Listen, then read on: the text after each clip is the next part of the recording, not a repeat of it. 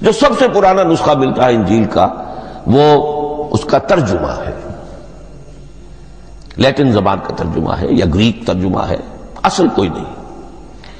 بہرحال جب وہ کلام الہی محمد الرسول اللہ پر نازل ہوا، اب اس نے حروف و اصوات کا وہ جامہ پہنا کہ جو عربی زبان کے ہیں۔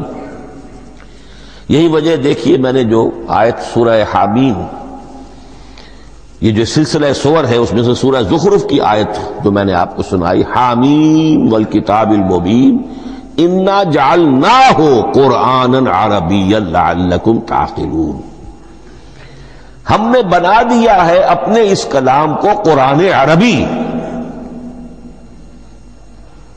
اس کو عربی حروف و اصوات کا جامہ ہم نے پہنا دیا ہے، انا جعلناہ قرآنا عربیا لعلکم تعقلون، کہ چونکہ مخاطب اول جو قوم تھی امیین، ان کی زبان عربی تھی، لعلکم تعقلون، تاکہ تم اس کو سمجھ سکو۔ اب اس سے آگے چلیے، اصل قرآن مجید کے 3 مقامات سے معلوم ہوتا ہے، اصل قرآن اللہ کے پاس ہے۔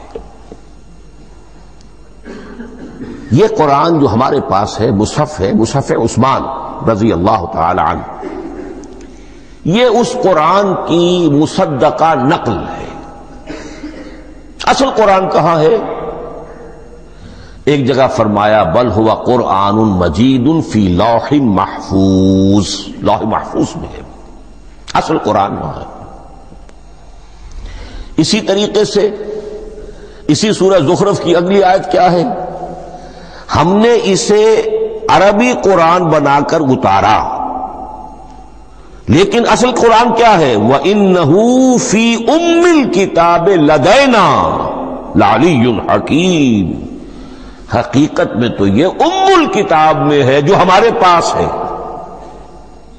اور علی ہے، بہت بلند، حکیم، بڑی حکمت والا، یا محکم مضبوط۔ حکیم کے دونوں معنی ہیں، استحکام بھی اسی ہے کاف اور میم کے مادے سے بنا ہے، کسی شے کا پختہ ہو جانا، مضبوط ہو جانا، اور عقل کی پختگی وہ حکمت ہے، وہ دانائی ہے۔ اس اعتبار سے نوٹ کیجئے، اصل قرآن کہاں ہے؟ لوح محفوظ میں۔ اصل قرآن کہاں ہے؟ ام الکتاب میں۔ اسی کو کہا گیا ہے ایک اور مقام پر، فی صحف مکرمۃ مرفوعۃ مطہرۃ بأیدی سفرۃ کرام بررہ۔